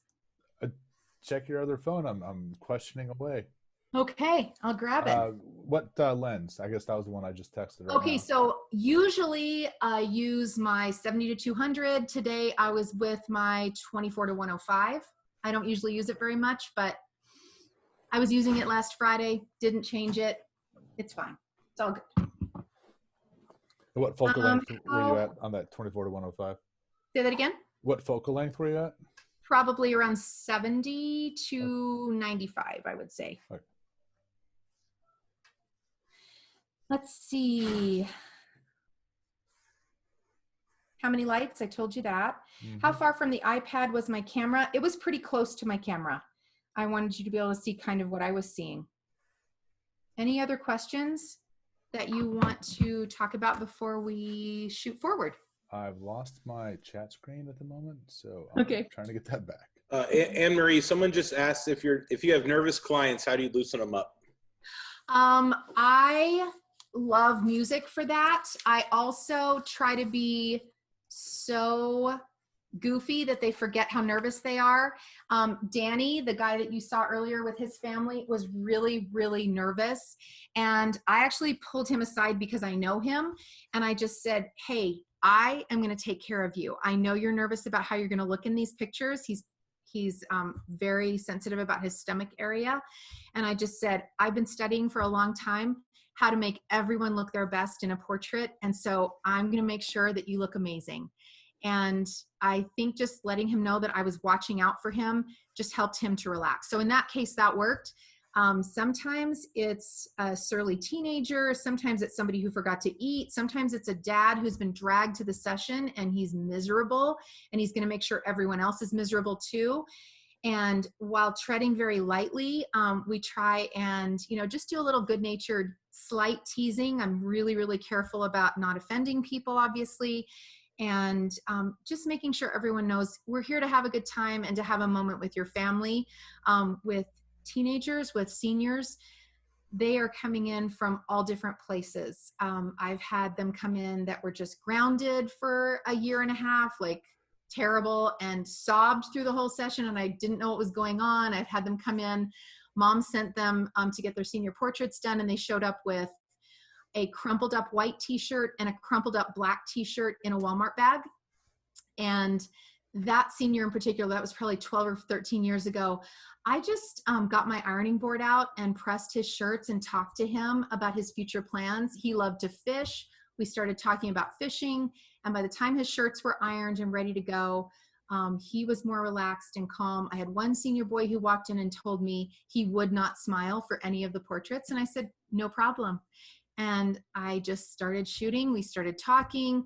I made him laugh. And then from there at the end, he was like, I had such a good time. Thank you. I definitely have girls and guys who don't think they're good looking or photogenic and who've never had a decent portrait taken. And one of the first things that I'll do, especially with nervous clients, is show them some pictures within a few minutes of starting the session. Generally speaking, that calms everybody down, including me, because I'm seeing their reaction. If there's something they're not happy with, then I can say, oh my goodness, what are you thinking? What's not working for you right now? And we can talk about that, make some corrections, and then we move forward. I show them a few more, they're confident, and then we can finish. So there, as I said before we started the posing segment, there are so many different things that you're thinking about. When I had those 5 kids out there, I'm looking at, 10 different hands and 10 different feet and 5 different heads, and trying to maneuver, making sure that everybody is in the right spot, and then I'm not shooting up someone's crotch, and all the things that we have to think about. And then there's the lighting, and then there's the dog that's barking as he's walking down the street. So it's a lot, and we all know that. I'm preaching to the choir here. So, and nowhere in that answer did you say beer or liquor to help relax? No, Okay. that's not an option for me. Sorry. Darn it. Okay. So we talked before the break about how we find inspiration and how we keep it close to us while we're out there on site. One of the ways that I do it is I like Pinterest. It's both a blessing and a curse. A blessing because you can certainly see what's out there and what other people are doing. A curse because you will have that client that walks in with her Pinterest board and says, I want this. I want it to look exactly like this, and I want all these shots. And the answer that I give for that is, I'm an artist, and as an artist, I respect other artists' work. I'm not going to exactly copy anyone's stuff. What we're going to do is look at what you love, take inspiration from that, and create something unique and beautiful that is so you that you won't even believe it. And so Pinterest has, as I said, been helpful. I have Pinterest boards that are secret that only I can look at, and I'll pull those open while people are changing or just before they get there, just to refresh in my mind some of the things that I wanted to achieve that day. I also love ShootProof. That is a place where you can show your work on an online gallery, but you can also create these cool apps for your phone that look like a little Pinterest board, but it's of your work. So some of my favorite images or some of my best-selling images, I can place those into a ShootProof app that's just senior girls or just families with 5 kids or whatever. And then I have those at my fingertips while I'm driving there, if Jeff is driving, because he's awesome, or just before everything starts up. So those are some things that I do. Also, tear sheets, obviously I used to do that a lot. Screenshots on your phone for your personal use only, not to exactly copy, but to gain inspiration from. And just organizing things into albums is helpful. So this is my extensive artist talent that you can see here. So I've got Olivia, Luke, Geneva, Daniel, and Nora. And I'm thinking about how I can draw them into a geometric shape, whether that's a diamond or a triangle or an oval. I want to start there. That at least gives me a concept that I can hold on to while I'm thinking of 1 million different things. I can think, okay, geometry. I've got to make sure that I'm creating geometry. So that's what I try to do when I'm doing family portraits. Here you see some examples where we're just posing people in ways that are pleasing to the eye and that make sense as you travel through the image. You just move in a harmonious way around the different faces that you see. If it bends, bend it. So that's something I learned from Greg and Lisa Daniels. They actually had these sticky dots that they put on the joints of their models, and then they had them bend things and make sure also that shoulders, elbows, arms and hands, legs were not exactly symmetrical, that there was just a little bit, you heard me say that I think earlier, just a little bit of lean, just a little bit of asymmetry, just is more pleasing and less static. So just remember, if something bends, try and bend it. And that is my oldest daughter and her husband at Wellesley College in Boston. So if you're looking at all of these people, one of the things, except for that bottom left image, one of the things that makes these images more dynamic and more interesting is things are bent, people are moving in ways that are not straight up and down like a board. They're natural, they're flowy, and they come together in, as we said earlier, a pleasing shape. The image in the bottom left is probably one of my least favorite on this page, and we'll talk about why in a minute, but I definitely think I could have done a much better job posing Dad. he was not happy to be there that day. So that was just one of those days where you just do the very best you can. And I guess I'll jump in and say, I can sit and look at each one of these images and see something wrong, something I wished I'd done better. But I also try to take a moment to look at what I did right. And so I think what we were talking about earlier about being self-critical and really getting in those desperation mindsets or those limiting beliefs, spend some time looking at what you're doing right. Spend some time appreciating the fact that you've come a long way. I've come a long way. And I have some really beautiful work here. I could tell you stories about each one of these families. And I can tell you that while I have a ways to go still, I have gotten a ways too. And so just take a moment to do that for yourself. Andrew and I were talking a month or so ago, and what I thought was really interesting is all of the photographers that I really, really admire and love, he's either worked with, they did his senior pictures, or he really admires as well. And one of the people that we both really appreciate is Drake Busaith. He runs Busaith Photography. It's a third-generation photography studio in Salt Lake City. And one of the things that he says is, when you're posing families, lean, link, love. So lean people in so that they are connected, link them together, give them a connection, and then let them express their love for each other. So that's one of the things that people say often when they see one of my images is, there's just something about it. There's just a feeling of love that's just kind of in there in the portrait. And it's because I 100% believe in the power of communication, connection, and family. That a family doesn't necessarily have to be your blood family, but it does have to be the people that you love, connect with, and want to be part of your life with. And so, like for instance, these girls in the white shirts, they have been best friends since the 2nd grade. We came up with a concept of mason jars with lime slices and colored straws and white shirts and jeans, because everybody knew that would be easy. Yes, I know it's been done since like 1982, but you know, it was what we did. And we just wanted to create a best friends portrait for them before they went off to college. They are having a great time, and it's something that they always will remember. The family, the couple on the very left, he was diagnosed with lung cancer 2 days before I took those pictures. I called his daughter and said, I love your parents and I want to create an image for them before he starts chemotherapy. Would you allow me to do that for you? And she said, yes, please. And they looked so happy. And within 9 months, he was gone. And I'm so grateful that I got to create that for them. The family on the lower right, the 3 kids, are also the same 3 kids that are directly to the left, about 10 years apart. And that's one of my favorite things about my business is I get to watch kids grow up. And their daughter was going away to college, and they wanted one last portrait together on the fire pit that they had built at their farm, that they've been gathering together with their family and extended family for 20 years. And I got to be a part of that. So I really believe in lean, link, love. I really believe in what I do. I really, really love creating images of families.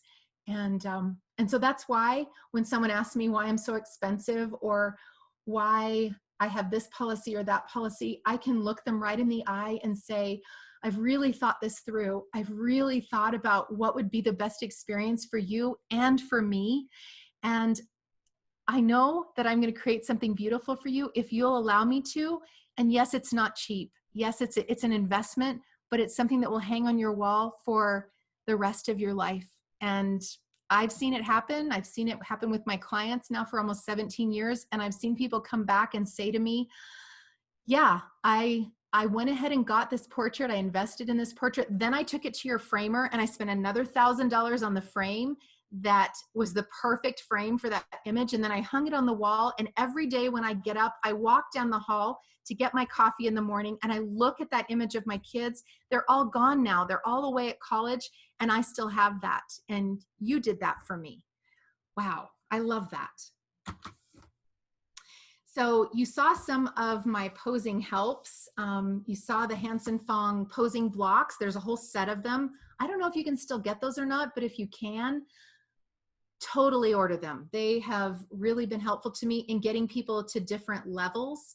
And the Ed Petty Rocks, you saw those. Ed Petty is a wonderful, amazing teacher and master photographer. I believe he won a Lifetime Achievement Award at Imaging USA 2 years ago for his great service to the industry. He taught at NEEP, and which is New England School, sorry, that's a little acronym, for many years, and he is a gem of a human being. And he created these rocks. They fit together, they stack. No, I'm not getting any money for saying any of this, but I did order them. They're fiberglass, they're super cool, and I use them all the time, especially here where I can throw them down in the middle of a trail if that's the perfect spot, and use them right there. I also use stools, as you saw, and couches, and I love wooden benches. And here's some examples of that, of just different things that we've used over the years.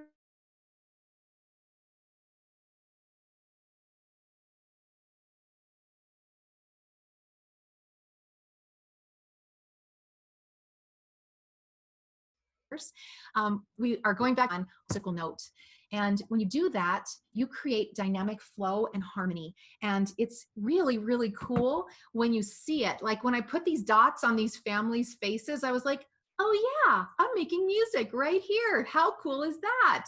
And then you look at that family down on the bottom left, and bless their hearts, I wish I had been a little more dynamic and given them a few more levels. A few more different notes to play. When you line people up in a row and then you make those dots, it's like ding, ding, ding, ding, ding. It's like one note. It's just not as dynamic, harmonious, or beautiful. So just kind of think about heads being musical notes the next time you're posing a family. And for those of you who are landscape photographers, I'm thinking you could do that with rocks. Okay, so we all have posing pitfalls. You heard me talk about hands. I had a mentor tell me that I needed to spend 9 months just thinking about and posing hands in my head, looking at hands online, looking at hands in art, really focusing on hands in my portraits, and especially my competition prints, just focusing on hands. And that was helpful. I'm not perfect at it yet, but I'm getting better for sure. The stork, okay, that's a senior pose that you've probably seen. People who will pose a kid up against a wall and then bend one of their legs so that it's so tight that it looks like that second leg has disappeared, so like a flamingo.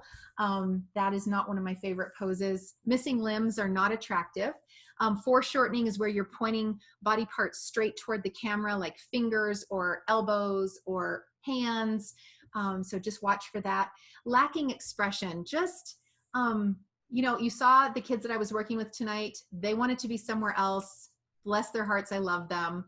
And so I'm trying to joke with them and get them so that their expressions are where I need them to be. When you have seniors who are surly or grumpy about being there, you know, just if you'll slow down and take a moment to connect with them in a human way, then you're going to get better expression. So usually when I do a senior, the first 15 to 20 minutes when I get to a session is spent with me just talking to them and getting to know them a little bit better. It definitely pays off in expression and confidence in their posing and in their overall attitude for the rest of the session.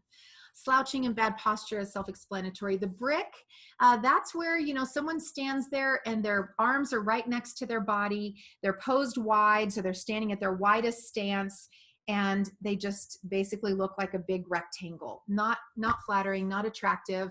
We saw that for a while with brides and grooms, just like posed straight on, which I thought was so strange, but it was super hip at the time, and I'm sure there's a reason. Something I missed about why that was awesome and amazing. Making sure that the weight distribution, especially on women, is correct. We always tell women when we're talking at consultations, whatever you want to look bigger, get it closer to the camera. And whatever you want to recede, push it away from the camera. So they have no trouble recognizing how to do that usually. And then broad lighting in the wrong situation. And I have to say, there are still times when I get home from a session and upload or download a card and I look and I go, ah, I broad lit the woman. Why? But you know, we all are still learning. So these are just some quick examples. This is my friend Emily. She's doing some terrible things. You're seeing some of them here. I'll let you decide which ones they are. And she's doing some more terrible things. There's broad lighting on the right there. In the center, she has her weight distributed correctly. Her body is turned away from the light instead of toward the light. It's making our chest and upper body area look smaller, and then her face is turned back into the light, giving form and dimension to the shape of her face by adding and introducing highlight and shadow. Common lighting issues. Now, this is not a lighting class, so I am going to race through this a little bit quickly unless someone has a specific thing that they really want me to focus on. But these are common things that we all see either in our own work or in the work of others. Flat light is where you don't have enough highlight and shadow tonal range on the face, especially, or even in a landscape, it can be flat lit if it's taken at the wrong time of the day. So highlight and shadow give form and dimension to everything, and it's important to remember to add that in. Blown out highlights, backgrounds, or skies, you know, that dreaded white sky. We've all fought against that. There are ways to combat it, and one of the ways I combated it today, of course, was to shoot into some dark green foliage instead of up into a white sky. Shadows blocked up. I know we talked about blocked up shadows at critique. Somebody even asked, what does it mean to say something is blocked up? What that means is on your histogram, on the left-hand side is the black and on the right-hand side is the white. And blocked up shadows means that your histogram is pushed and touching the left side of your histogram, and that there is no detail in the dark places of your image. Flash face is where you have the flash on the camera and you're pointing it straight at the subject, and you are basically flattening out by blasting them with light anything that might have a highlight or shadow. We see a lot of times people not lighting their subjects, that something else in the sky or behind them or on the ground or somewhere else is brighter than their faces. If you're taking pictures of people, their faces should be the brightest thing in the image, unless you have a really good reason for them not to be. So highlight and shadow transition is too harsh. That is something that I still get occasionally when I'm shooting a competition image or something. I'm still working on that. I've studied with PG, Fanindra Good, who is amazing, and you should look him up. His highlight to shadow transition is so pure. It's so soft and subtle and beautiful. And if you could see him work on building that, it's quite something to behold. Just a shameless plug for AZPPA. He's coming for convention next year, but maybe. I know, I'm so excited. You're gonna love him. He's so great. One of my mentors, he was one of my mentors, and then he became an IPC judge, and I had to say thank you, PG, for your amazing help to me, and I'm going to let everyone else benefit from you, and you can't be my mentor anymore, sorry. So he moved on, but he was so good. Dappled or blotchy light is where you are shooting under a tree and there's sunlight coming through it, and you've got, leaves, shadows of leaves all over people. So here's some solutions. Obviously, again, look for highlights and shadows. They need to be present to give form and dimension. Remember Gary Box's awesome all-day presentation that he gave where he said, set the base, then light the face. I love things like that because when you're nervous, you can just remember that. Like, that's one of those things that kind of reverberates in my mind. I saw him for the first time like 15 years ago at a presentation he was giving at a Light Pro Expo that Larson Softboxes was doing in Florida. Amazing guy. And I've seen the hat with the stick on it for years, several different times. And it's just helpful. It's helpful to have those little things to help you remember, oh yeah, the light needs to go there. Oh yeah, set the base, light the face. So if you didn't go to Gary Box's presentation and you have the opportunity to do that in the future, certainly study with him. He's fantastic. I believe he's teaching at Texas School this year. I could be wrong. If that happens, I hope it does. Next, of course, diffusers and reflectors. Diffusers are great for cutting down highlights that are too bright, especially on hair and different things. We have a 12-foot scrim gym setup that takes 2 people to hold down from blowing away. But if I'm doing a large family and I need to cut some light because they have a specific place that they want that portrait done, and we're at the right time of day, but we still have that beautiful Arizona sun that just never goes away, then I can set that diffuser up and I can just cut those harsh highlight to shadow transitions and make everything just soften up just a little bit, and then add some off-camera flash to provide that beautiful highlight and shadow, that beautiful dimension. I think Andrew pointed out that you saw me using a light meter. I have to say there was a while there where I didn't use one. I got lazy. Laziness we will talk about soon. It's something we all fight against. Just don't be lazy. Just use your light meter. It really does help you not have surprises. It really does help your clients' work to be consistent. So use a light meter. Meter your lights separately, one at a time, and then add everything together and make sure that the lighting ratio is matching with what you're photographing. If you're photographing a baby, you probably don't want a really dramatic, strong split light with a 5:1 lighting ratio. So just think about what you're doing and whether it matches, whether the shadow key matches, as Gary Box said. Composition and cropping. Don't crop at joints on people or animals. Horizons should be straight. Now, I'm not a landscape photographer, but that seems like a very important thing. Make sure that your pictures don't have the mountains falling off, out the right-hand side. Avoid putting your subject in the dead center. Use compositional tools like the rule of thirds and the golden mean and all the other different things that you can use to create new and interesting ways of looking for the hero of your picture, that main subject. Make sure you leave enough room around the subject to crop or just to breathe in the image. And we're gonna look at a couple of those in just a minute. And then make sure that you shoot full length, 3/4 length, headshot, and offset at least once in every portion of your session, especially with seniors.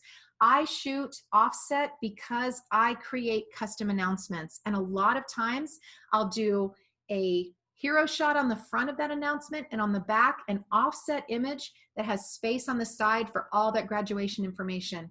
As I'm shooting those images, I'm talking to mom and dad about the products that I think would be amazing for their family. So if I'm shooting a series of a family where they're goofing around and doing crazy things, I'll be like, oh my gosh, we should totally do a 3-piece storyboard right here with these images of these kids cutting up.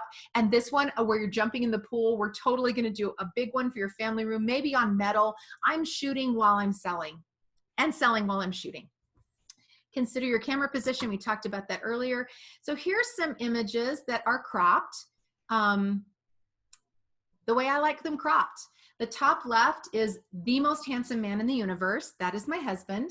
And that was his new headshot that I shot in my kitchen with my new LED flat panel lights. So cool. Yes, it was ridiculous that I bought them because I probably didn't need them right then, but I love them and I want to use them more. They're very, very interesting lights. And when I shot this image of him, I said, okay, we're shooting this for your life coaching business. I want you to think about your clients and how you help them and how they change their lives and move forward with purpose. And I want that to be in your eyes. I really want you to convey that. I remember when I was shooting a series for a group of pastors, I asked them to consider their parishioners. I asked them to think about the people that they ministered to on a daily and weekly basis and the great love that they had for them. When I'm shooting a model or an actress, I'm asking her to think about something dramatic or something interesting. I just shot a series on Friday. We actually made up some fake blood. It was pretty cool. I won't tell you for what yet because it's a competition image, but I asked my model to think about her favorite opera. She's a classical vocal performance major and she has a master's degree in it. And then I asked her to think about that main female lead character as she is dying. I wanted her to think about that. We played music that responded to those emotions as well. And I got the expressions that I wanted. So sorry, I diverged off of cropping, but expression is super important. As we look at these images, I want to make sure that when I take them, I have enough room to come in from the image when I first initially take it to get that 8x10 crop, which is that really rectangular crop. When I first started, I would occasionally get tired and pull to the left. I don't know if anybody else does this, and I'm sure that there's a reason why I shouldn't ever have done that, or some mistake that I was making. But of course, we don't know what we don't know, because I was self-taught. So when I got tired, I would pull to the left, and then I would have to go in and recrop things because people weren't where they needed to be. So just make sure you leave enough room around things. I use a tripod now, always outside, to make sure that I have a perfectly tack sharp image when I'm shooting families, especially. I will occasionally take it off, but you know, as I'm getting older and seeing that there is definitely value in that tripod. I also like shooting environmental portraits, and the family on the bottom left, we wanted some space in that image so we could see that beautiful scenery around them. So retouching, oh my goodness. We had about a 5-year period where all our skin looked like Barbies and all our eyes were completely over retouched. I'm talking about my studio. I'm sure maybe everyone else went through that part, or maybe you bought that set of ubiquitous filters that were sold by a famous wedding photographer back in the 90s that did all kinds of cool things, and you layered those things all over everybody's stuff. I go back and look at my stuff, some of that now, and I'm just like, oh, why did you do that? But I did, and I got through it. So please remember to stay in the realm of believability, keep it consistent, don't overdo it. And the most important thing of all, please don't say to yourself, I'll just fix that in Photoshop, because that is a sure way to never have a life and to be chained to your computer for hours and days on end. So if it can be fixed at the session or in the camera, just do that thing. It's worthwhile. I highly recommend it. Okay, next, disconnect between branding and experience. So this is something that I feel strongly about in a lot of different businesses. If you have a brand that you have spent a lot of time creating and you are projecting a certain look and feel and style and mood into the world about your business, then you absolutely do not want one of your cylinders to be missing and for people to see that disconnect as they're experiencing your brand. So that means that your phone presence, your emails, your images that are on your website, the images that are hanging in your studio, the car that you are driving, not necessarily the type of car, but whether it is clean and cleaned out, your photographer's persona, your samples, your prints and products, the quality of the products that you actually choose to sell, the packaging that you do, the payment processes that you have, your workflow, the delivery method that you use, how you deliver your products to your client. All of that communication, because it is all communication, should all speak the same language. I have told people for a long time, from the minute they make that first phone call until the end of the custom installation, you are giving them a show. You are on stage and they are watching, and they're watching to see if it all jives. And if it doesn't, then there's going to be some hesitation there about continuing the relationship. So things like typos, website images that don't match your actual work, shady business practices, and a lack of communication with your clients will cause problems for you. And so we talked earlier about having mastermind groups. A lot of mastermind groups that are in other parts of the country will do things like secret shop each other. So they'll have one of their family members call one of their mastermind people and pretend to be a client and just basically experience being a client of that photography studio. And that's valuable information. And it's valuable because you can get that feedback and then not lose a client if you're missing something, if one of your cylinders isn't firing. And we've all been there. I mean, we've certainly all had things that we struggle with or things that we can do better. And so just identifying those things, thinking about what's missing and trying your best to close that gap is going to make that optimal flow between branding and experience happen. We're almost done. Are you all still there? Is anyone still with me? Oh, we got a whole crew. Yeah, still on board. I'm so glad. Yeah, you're Awesome. doing a great job. Thank you so I much. just don't want to interrupt you. You're doing, yeah. Like it's a huge like wealth of knowledge. Right? I sat down and started thinking about like all things photography. Like, how am I even going to narrow that down?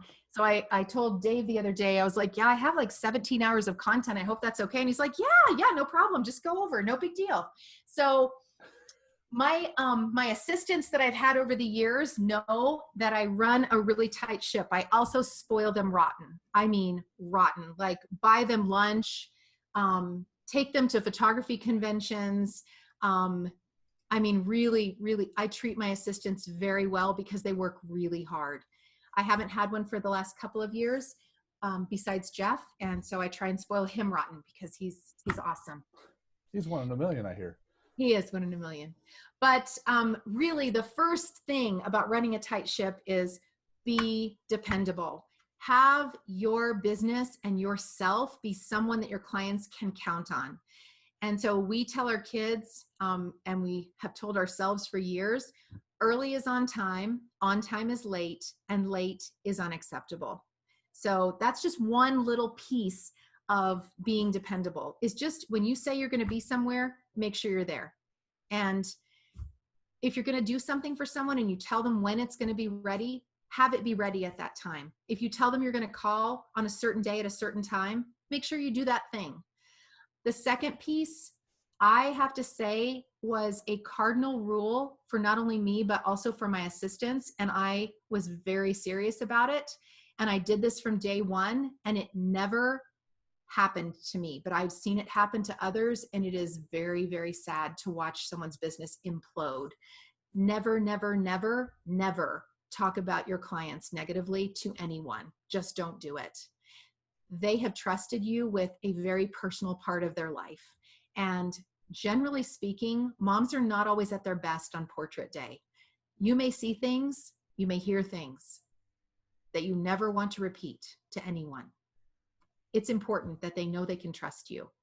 It's just also important that you don't talk trash about your clients to your assistants, to other people, and that you don't let your assistants do it either. I have grown up in a small town and lived in a small town, and that means that I did not have the luxury of living in a large city, which had some relative anonymity. And I firmly believe that Murphy's Law is, if I do at that one time say something about someone, that's the time it's going to get back to them. So I just don't ever do it. My life is so much simpler that way. My assistants also know, and my husband has certainly heard this many times, that when we're on a session, we're at Disneyland. And that means at our house, in my life, that my clients are paying a great deal of money for the experience of having their portrait created, and that I have got to be at the top of my game, and I've got to be having a great time, no matter what's happening. Absolutely no matter what's happening. My assistants also knew that no matter what was happening in their lives, they needed to have a beautiful smile and a friendly attitude and a patient demeanor with whatever was going on, because sometimes it is absolute chaos. But if you're at Disneyland and you're having a beautiful moment and a beautiful day, the family in front of you is going to be like, okay, someone seems to be in control and in charge and knowing what's happening here, and we can all relax a little bit and it's all going to be okay, even with chaos. So we're at Disneyland. Review your branding, your client experience, and your workflow often. That means just because you've got it nailed down and right at this stage doesn't mean it's not ever going to change. And we've certainly seen studios that don't evolve with the changing times and that get left behind. And it's the saddest thing, because there are some really talented photographers out there who aren't in the business anymore because they just couldn't stay nimble for whatever reason. It's hard, it's scary, but it's essential. There are no sacred cows. That just means that there should be nothing in your business that is so completely off limits that you can't examine it, make sure it's still working and serving you, and let it go if necessary. Do what it takes to get the shot. I have been hoisted up into a mast of a ship.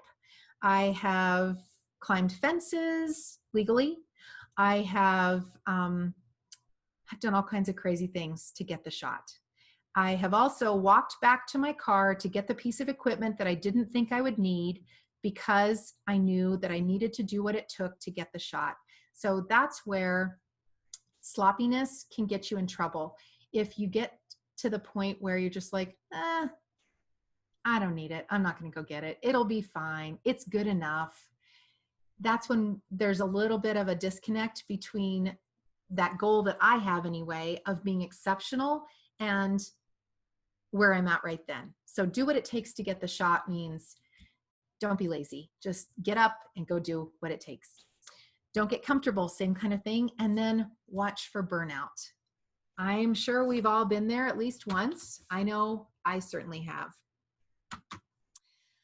So I adore my clients. I really, really care about them. I want them to have an amazing experience. I understand fully that they are investing a large quantity of money when they work with me, and I never want them to feel that I don't value it or that I don't understand that that was hard work and sacrifice on their part. Not all of my clients are wealthy. In fact, many of them are not. Some of them have saved for years to work with me, and I don't want to disrespect that in any way. So I love to surprise and delight them. And that means only good surprises. That means surprises like letting them know that, oh my goodness, I was able to get that item retouched and back in time for that special event that you wanted to show it off at. It also means that when a client loses someone and they call me at 10 o'clock on a Saturday night and say the funeral is on Tuesday, that I'm going to bust my butt to make sure that that portrait of their grandmother or their father is there in the church ready to go for that funeral. It means returning phone calls and emails and texts promptly. And it means reviewing your calendar to see what's coming up daily and weekly. I feel really strongly about this next one. It has served me well. Don't ever lie to your clients about anything, not even the slightest little thing. It will always bite you, always. And so I just started off not doing that. And that has been a huge just relief to me to just be honest with my clients, especially because I make mistakes sometimes. And when I make a mistake, I say, I'm so sorry, I messed up. I apologize, and I let them know what I'm going to do to fix it. And just living your life in that way is just so much less complicated than trying to remember the thing that you told them that wasn't maybe completely honest. I am really open about how things work at my studio, so I give clients a really realistic time frame for every step along the way, and then I tell them if something has come up that's changing that for good or bad. Either it's come early or it's been delayed for whatever reason. I love gifts and I love thank you notes, and so do my clients, as it turns out. I try to give gifts that are not photography related. It seems less self-serving to me. So I don't give gift cards for my service. I go out and select something for them that is meaningful to them. I also have a local artisan chocolatier in town, and I have her create bonbon boxes that my clients receive when they come and look at their portraits. Obviously, if they're diabetic, that doesn't happen. And I try and just check out the whole chocolate thing. Also, if they're on a special diet, we try and come up with something that is helpful to them and that doesn't sabotage their life goals. Let's see, use contracts, follow your own policies and be consistent. We talked about that. And this is a big one. I arrange for custom installation for my clients for their wall portraits and their collage groupings. I make sure that my installer is bonded and that he has lots of experience hanging things in really great places like stone fireplaces and collages of, 7 to 9 pieces, and making sure that they're all correctly hung and evenly spaced. I'm always present at those installations. My clients want to know that I approve of where it's going. I've just tried to be a trusted friend and an advisor and a consultant to them on creating the art from their families' lives and making sure that that art is displayed in an appropriate manner. I also accompany them when they go to the framer if they would like me to, and most of them actually do like that. So that's something we do. My framers are artists themselves, and I honor the work that they do by steering my clients to the ones that I think are exceptional at their craft. Last one is burnout. We're almost done. So I have to say I've had burnout, really bad burnout, probably 2 or 3 different times over the course of the last 17 years. And having cancer was not one of them. So that's interesting. I had a great year, the year that I was going through chemo. In between having surgery and not obviously being sick and not being able to shoot, I did shoot. And it was really, really satisfying to me to see something be created while so much of me was being broken down. So that was really helpful. But there were other times when burnout was definitely happening. Part of that was my own fault. I love my clients so much that I wasn't setting up any boundaries or policies that protected me. So I would have clients that would call me for, you know, this last minute thing that they had put off for 3 weeks that then I had to jump to get done. And I had to really think about what the principles were that I was going to live by so that I could prevent that burnout from happening again. So this is what I came up with. Hopefully these might be helpful for you if you're going through this right now. Obviously, someone else's lack of preparation does not constitute an emergency for me. However, if I have the time and I'm willing to help, then that's something I can choose for myself, not something that is forced on me by someone else. And I charge rush fees for things that jump the line. So if you are going to cause me to stay up late or miss time with my family, then you are going to pay for it. Obviously, we do that in the sweetest way possible and make sure that they understand that we are so happy to help. However, there is a charge for that. Done is better than perfect. And that's really hard because I really like beautiful, wonderful, almost perfect work. And yet done is better than perfect. So I have had to release, when I've done the best I can, I've had to release the rest. That has been really healthy mentally and physically for me.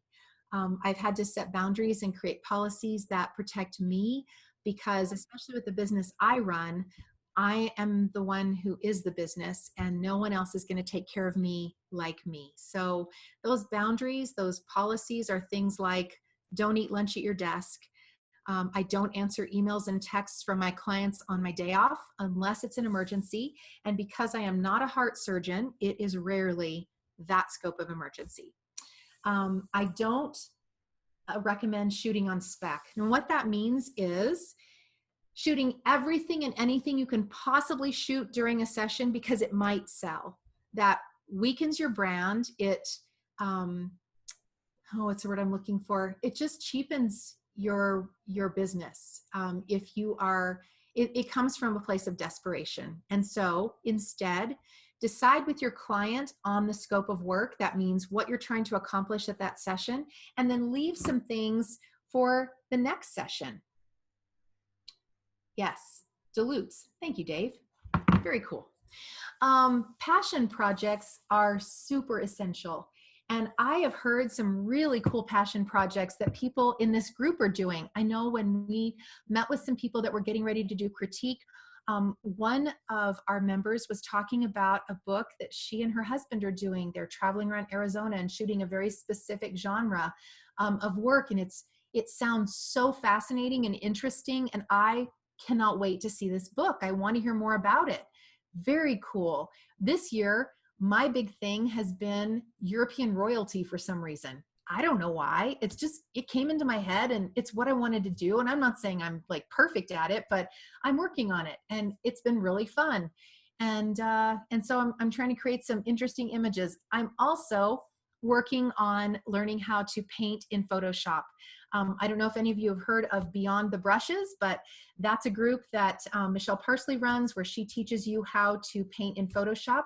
I'm not receiving any monetary payment. I'm just telling you I'm a member of that group because I want to learn how to paint in Photoshop. It's one of those passion projects things that I love.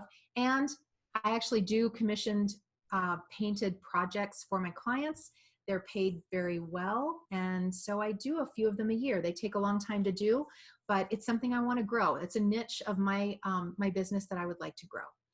And I highly recommend taking one day off each week and having office hours. That day of rest is really important to recharge your batteries. It can be whatever day you want, whatever day works best for you. But it's something I've done from day one of my business. I absolutely do not shoot on that day. I think I have shot one wedding because it was for a Green Beret who was home on leave, and that was the only day they could do it. And that's it in 17 years. Other than that, I've done a couple of cancer patients that was the only day they had, but that was a gift from me to them, and I didn't accept payment for it. It's just something that I believe strongly in, just having some downtime. So preventing burnout, super important. So all of these elements are working together to create a portrait of a person with a story they want to share with the world, and they're hoping that you can help them tell it well. So I met this very sweet lady in line at Sherwin-Williams here in Prescott before I moved here. And I told her that we were going to be moving here, and she handed me her business card. And I looked down at the picture and my heart sank for her because it was the most unflattering picture I have ever seen in my life. And I looked at her and I said, wow, well, I am so excited to meet you. And I am actually a photographer. I'm moving to town in the next year, and I would love the opportunity to have some free marketing. How would you like a new headshot? And she said, oh my gosh, I would love that. And I said, well, I would love it if you could experience what I do, and then you would share it with other people. That would be amazing for my business as I move into this town, my hometown. And if you would do that for me, I won't even charge you. And she was like, oh my gosh, yes. When can we do that? I said, well, are you free Saturday? Because I have a few moments, just in the morning, we can meet at the courthouse square and I can do some fun things for you. And so she agreed, and we met that morning. She showed up in the dress on the left, but she had a change of clothes. And I had counseled with her about some things that she might want to do. I said, come in or bring an outfit that you feel amazing in, and then make sure that you have a solid, flattering color shirt. And I recommend a longer sleeve, but whatever you think. And she showed up in a sleeveless shirt, the black one, and then I filled it in the finished portrait because it was more flattering to her figure.